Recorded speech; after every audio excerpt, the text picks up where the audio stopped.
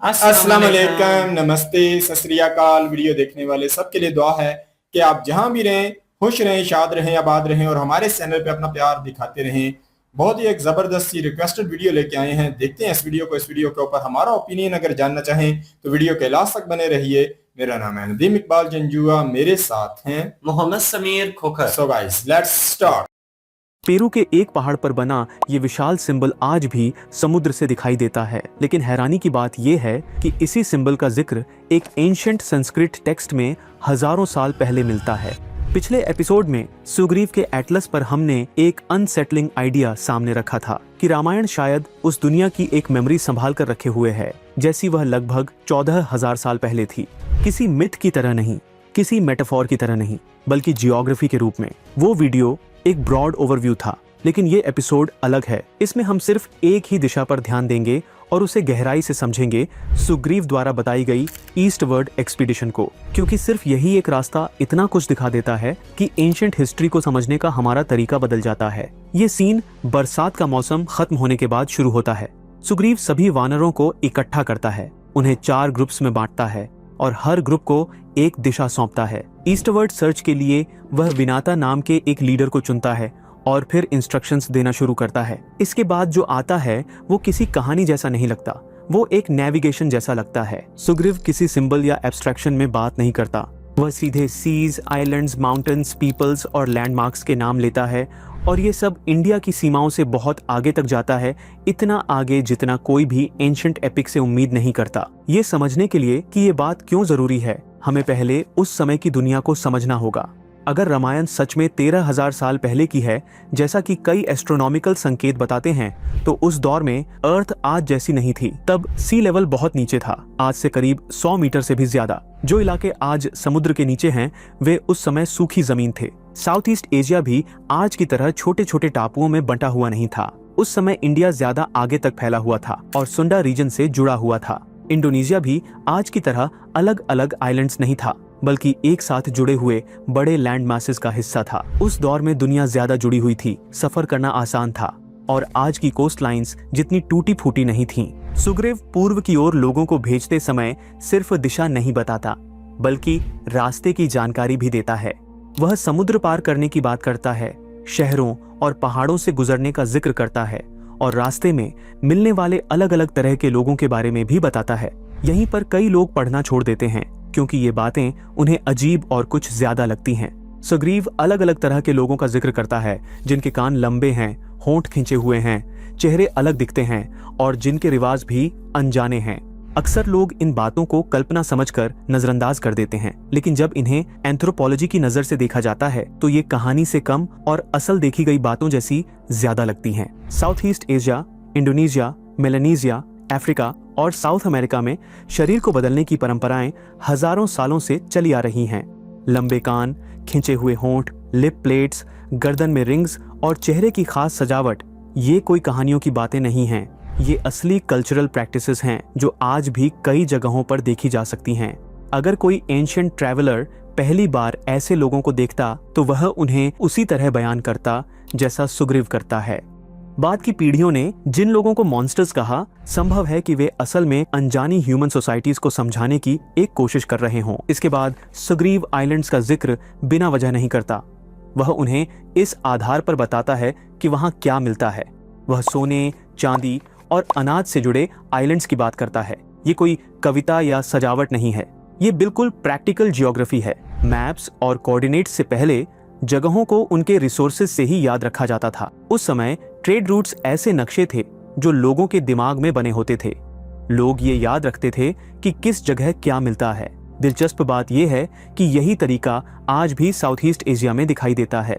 वहां आज भी द्वीप यानी आइलैंड शब्द इस्तेमाल होता है। लगता है कि ये सिर्फ संयोग नहीं है, बल्कि जगहों की याद पीढ़ियों तक चलती रही है। इसके बाद पूरब की यात्रा उस बड़े समुद्र से होकर जाती है जिसे क्षीर सागर कहा गया है। आज पैसिफिक ओशन पार करना बहुत मुश्किल लगता है, लेकिन उस समय जब सी लेवल नीचे था और रास्ते में आइलैंड्स और जमीन के हिस्से थे, तब यही समुद्र पार किया जा सकता था। और यहीं पर सुग्रीव एक अहम बात बताता है। वह ऐसी जगहों की चेतावनी देता है जहां डरावने और खतरनाक प्राणी चट्टानों से लटके रहते हैं। पहली बार सुनने में ये बात कहानी जैसी लगती है, लेकिन जगह और रास्ते को ध्यान से देखें तो ये वर्णन काफी साफ और खास हो जाता है। दुनिया के ज्यादातर हिस्सों में बैट्स कीड़े या फल खाने वाले होते हैं, लेकिन एक जगह ऐसी है जहां वे अलग तरह के हैं। साउथ अमेरिका में वैम्पायर बैट्स पाए जाते हैं। ये चट्टानों से चिपकते हैं, गुफाओं से बाहर निकलते हैं और खून पीते हैं। उस समय ऐसे जीव देखने वाला कोई भी इंसान डर जाता और उन्हें कभी भूल नहीं पाता। सुग्रीव यहाँ किसी साधारण जानवर की बात नहीं करता, बल्कि पैसिफिक ओशन के उस पार पाई जाने वाली एक अलग चीज की ओर संकेत करता है। इसके बाद रास्ता अपनी सबसे महत्वपूर्ण जगह पर पहुंचता है। पेरू के दक्षिणी तट पर पराकास के पास एक पहाड़ पर बहुत बड़ा निशान बना हुआ है। इसे जमीन को काट कर बनाया गया है और ये इतना बड़ा है कि समुद्र से भी साफ दिखाई देता है। समुद्र में सफर करने वाले लोग इसे किनारे से पहले ही देख लेते हैं। आर्कियोलॉजिस्ट्स आज भी ये तय नहीं कर पाए हैं कि ये निशान क्यों बनाया गया था। लोकल ट्रेडिशंस भी इसके बारे में कोई साफ जवाब नहीं देती। जब यूरोपियंस पहली बार वहां पहुंचे तब वहां रहने वाले लोगों ने भी कहा कि ये उनके एंसेस्टर्स से भी पहले का है। सुग्रीव का वर्णन संस्कृत में मिलता है। वह एक ऐसे निशान की बात करता है जो ट्राइडेंट जैसा दिखता है, 3 नोक वाला, चमकता हुआ और एक पहाड़ पर बना हुआ। इसके नीचे एक सपाट सा हिस्सा बताया गया है जो पूजा की जगह जैसा लगता है। इसे रास्ता दिखाने वाला निशान कहा गया है, खास तौर पर पूर्व की दिशा के लिए, समुद्र से सफर करने वालों के लिए। इसके आगे जिन पहाड़ों का जिक्र आता है उन्हें उदय पर्वत कहा गया है, यानी सूर्योदय के पहाड़।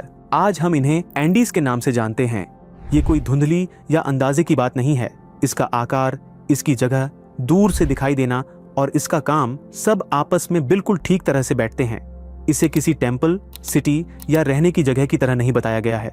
इसे एक साइन के रूप में बताया गया है, एक लैंडमार्क की तरह, एक ऐसा सिग्नल जो नोन वर्ल्ड के एंड पर रखा गया था। इस पॉइंट पर एक साफ सवाल उठता है कि इन वानरों के पास इतना समय नहीं था कि वे सच में साउथ अमेरिका तक पहुंच सकें। लेकिन यहाँ सुग्रीव की बात को गलत समझ लिया जाता है। वह कोई एग्जैक्ट ट्रैवल प्लान नहीं दे रहा है, वह दुनिया की बनावट बता रहा है। वह ये समझा रहा है कि हर दिशा में क्या मौजूद है, यहाँ तक कि वहां भी जहां सर्च पार्टीज तुरंत नहीं पहुंच सकती। जैसे कोई कमांडर फ्रंट लाइन से बहुत आगे के टेरेन के बारे में जानकारी देता है, वैसे ही सुग्रीवा ज्योग्राफी बता रहा है, मार्चिंग ऑर्डर्स नहीं। रामायण खुद इस सवाल की ओर इशारा करती है। राम सुग्रीवा से पूछता है कि उसे ये सब कैसे पता है। सुग्रीवा जवाब देता है और टेक्स्ट भी यह साफ बताता है कि यह नॉलेज अनुभव से आई है, किसी सिंबल या डिवाइन मैसेज से नहीं। यही ईस्टवर्ड एक्सपीडिशन का कोर है।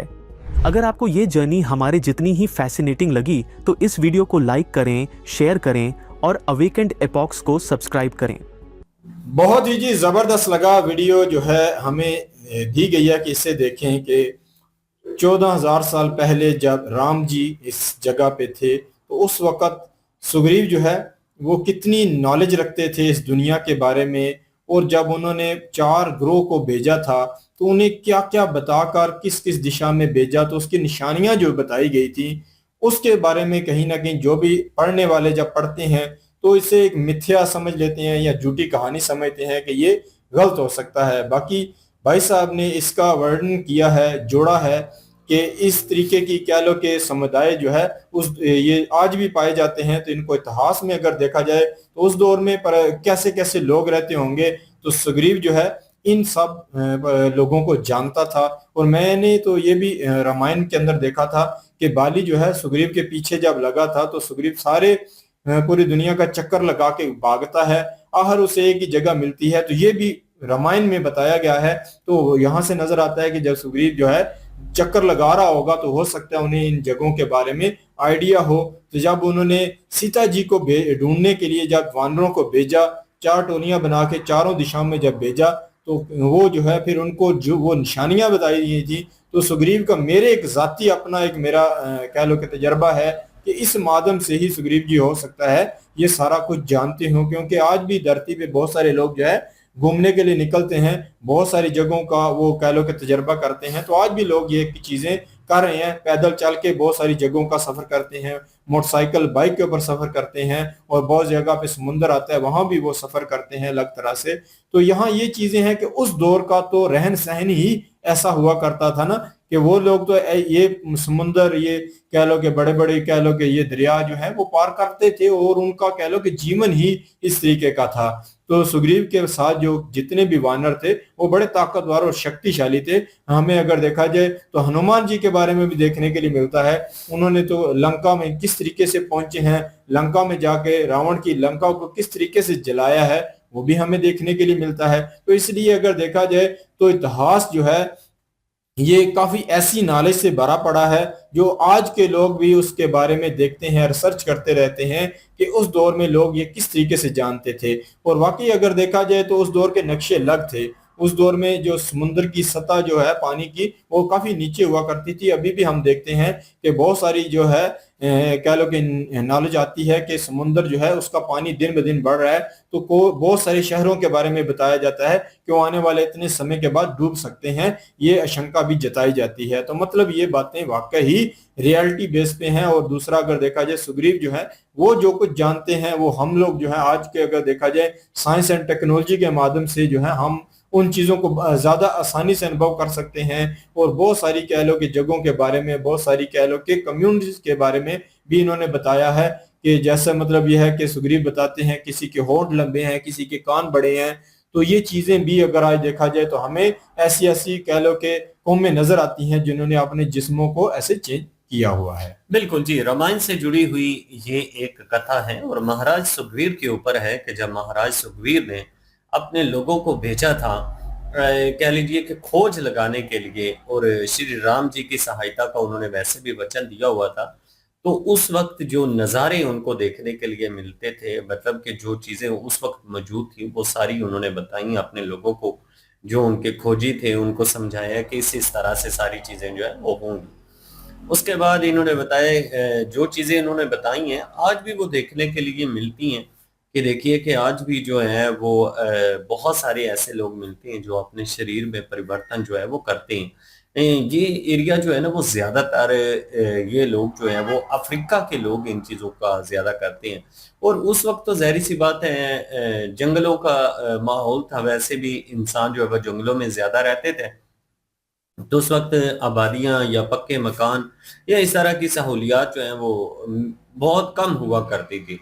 राजा महाराजा जो लोग हैं उनके पास ही ये सहूलतें मौजूद हुआ करती थी। तो बाकी जो है वो लोग इसी तरह से अपना जो है वो गुजारा करते थे। तो उन लोगों के बारे में डिटेल बताई गया। उसके बाद महाराज सुग्रीव जो है उनकी महानता यहाँ पे बताई गई है कि देखिए उस वक्त जो थे कितने ज़हीन थे, किस किस तरह की चीजें जो है वो उनको अनुभव था।